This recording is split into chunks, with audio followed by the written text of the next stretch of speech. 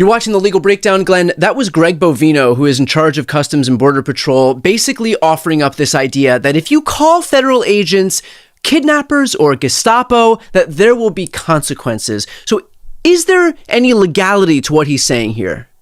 No, because first of all, they're acting like Gestapo and they are kidnapping people. Let me say it again. We've seen them kidnap people, including American citizens who they put in a jail cell for a day or two. Then they open the cell door, let them walk out, and they're not charged with anything. Why? Because there was no basis to take them into custody in the first place. When you take somebody into custody, when you detain them with absolutely no lawful basis or authority, you know what we prosecutors call that? Kidnapping, right? Sometimes we call it false imprisonment. So it's insane that a guy like Bovino is doing what he is doing. He and his ICE officers out in the street. We see it with our own eyes. It's being documented by citizens on their cell phones. It looks like they are acting like the Gestapo. It looks like they are kidnapping people. And indeed, based on the reporting, they actually are. But he says, don't you dare use those words to criticize us. You know, it's beyond a First Amendment free speech violation. It is a fantasy land that he's living in. And I mean, the only good news, Brian, is the courts continue to hold strong, and there's no court in the country, I don't care who appointed the federal judge, who would say that that's right. If Bovino says the citizenry can't use certain words to describe them, we're just going to go ahead and let Donald Trump's DOJ charge those people with federal crimes for using those words. That is effing ridiculous. Just a quick note for those who are watching right now, if you'd like to follow along with this news and all other legal news, the best way to do that is to subscribe to both of our channels. I'm going to put those links in the post description of this video. Glenn, what are the legal implications of a government official speaking on behalf of the U.S. government, basically this idea that he is criminalizing speech, that if you deign to acknowledge objective reality, that ICE is kidnapping people, that ICE is using Gestapo tactics, that there will be consequences for doing so. And you know, he even says in that clip that if you listen to this kind of stuff, there will be consequences for that as well. So are there any legal implications of basically the criminalization of free speech?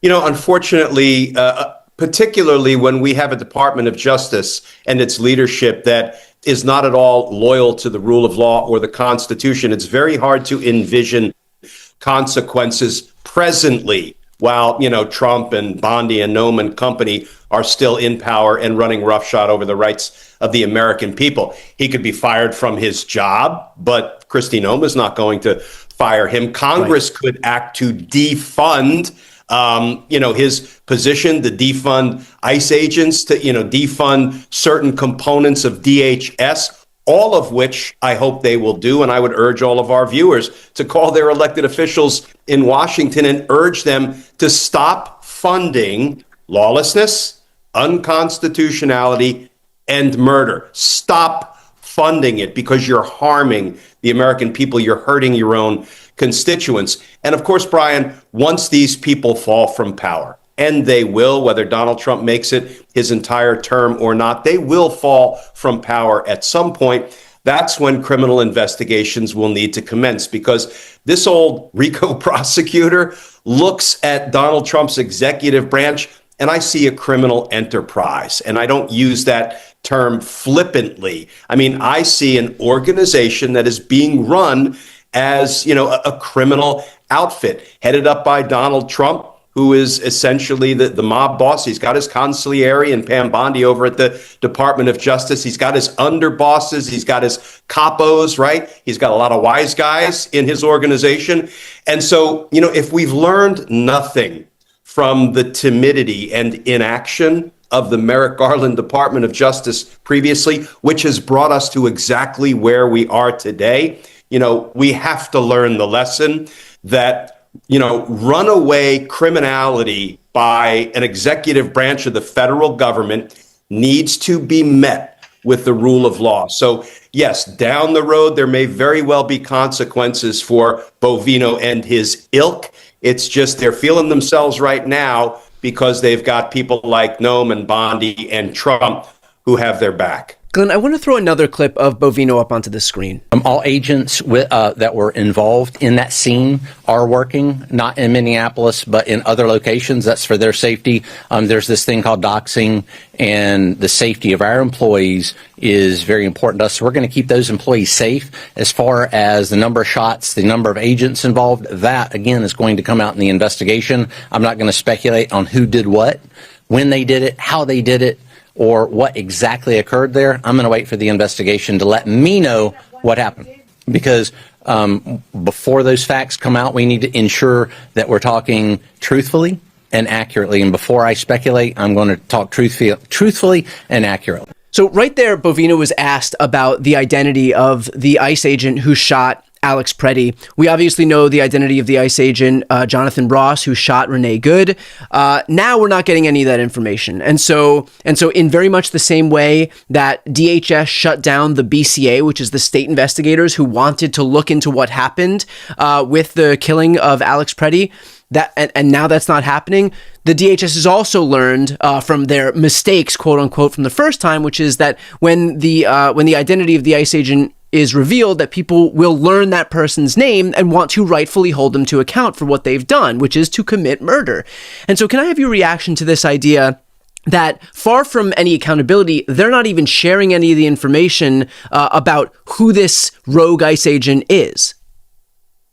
Anonymity breeds abuse, right? But, with transparency and with an investigation into what happened, that's the only way you can address lawlessness by a runaway rogue component of DHS, ICE. ICE has distinguished itself as lawless. We've seen reports in Minnesota over and over again where they're unlawfully detaining police officers, Minnesota police officers who are off duty, but they happen to be minorities. So they're being unlawfully detained. In fact, at least one indicated that she was assaulted when she had her cell phone snatched out of her hand when she simply tried to record the encounter. With anonymity comes abuse of power. And that's what we've seen. I do not subscribe to doxing. Nobody should dox people who are government agents or officials. Don't endanger them and their families and go to their homes. But we do need these people to be fully, fairly, and thoroughly investigated, and they need to be held accountable for the crimes they've committed. I mean, I watched the videos of the Alex Preddy murder, right? They executed an unarmed man after they disarmed him, even though he was in lawful possession of his own firearm. He had a concealed carry permit, according to the reporting, and he didn't even reach for or brandish his weapon. He was brandishing nothing but a cell phone to record the ICE abuse he was witnessing. They removed his gun from the holster, took it away, and then they executed him.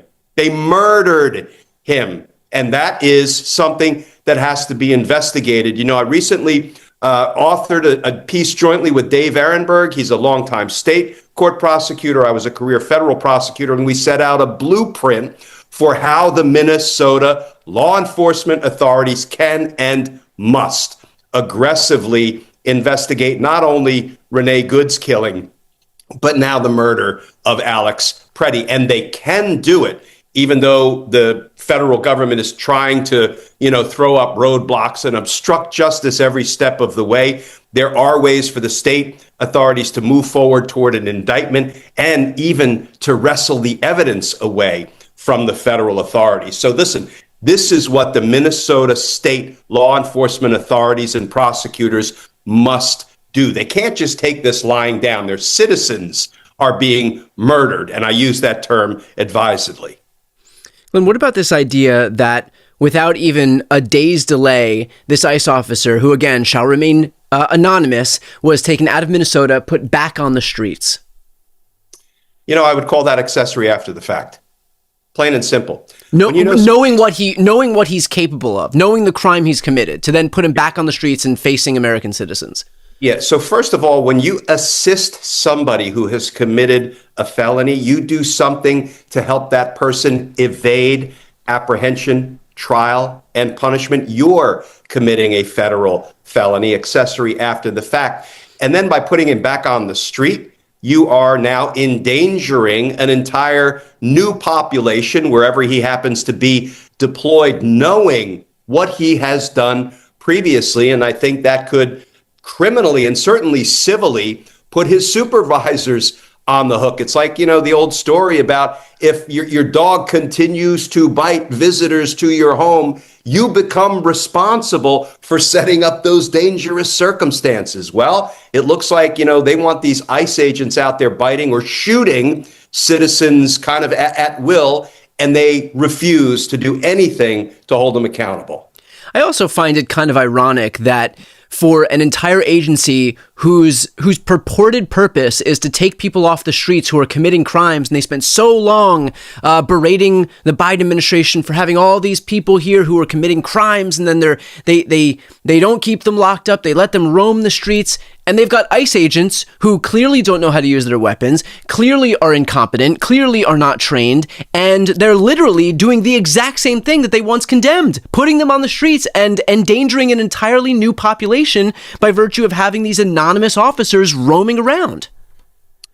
When you're living in a dictatorship, I guess they let you do it. I mean, this is the goal of Donald Trump and his flunkies and his sycophants, dangerous as they are. It is to terrorize the population into silence, into compliance. They want everybody to lay down and be defeated. But the only way you meet the force of a dictator or an autocrat is to rise up against them peacefully, rise up in protest, use your economic power. We've seen general strikes recently now in Minnesota, and it's up to we, the people, to rise up to meet this challenge.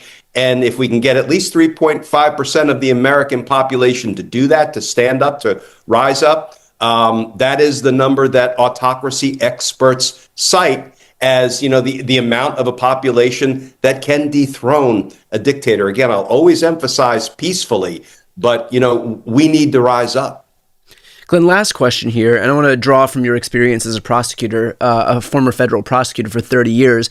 Can you talk about this idea of I agree with you in terms of protecting anybody from doxing or especially putting them or their family in harm's way.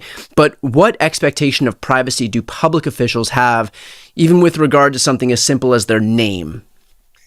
You know, Brian, there is a reason officers are not supposed to be masked. There's a reason they're supposed to have a badge with a unique identifiable number assigned to them. There's a reason most law enforcement agencies have the name of the officer displayed on their uniform and certainly the patch or emblem that identifies the organization that they are with. It is because with transparency and accountability comes confidence that law enforcement is going to be done right. They're going to be protecting and serving the people and the populations they police rather than victimizing them. But as we discussed previously, with anonymity comes abuse. And it's inexcusable that these officers are masked up. They're not wearing proper insignia. They're not identifying themselves. And going back to that incident where a Minnesota police officer off duty reported that,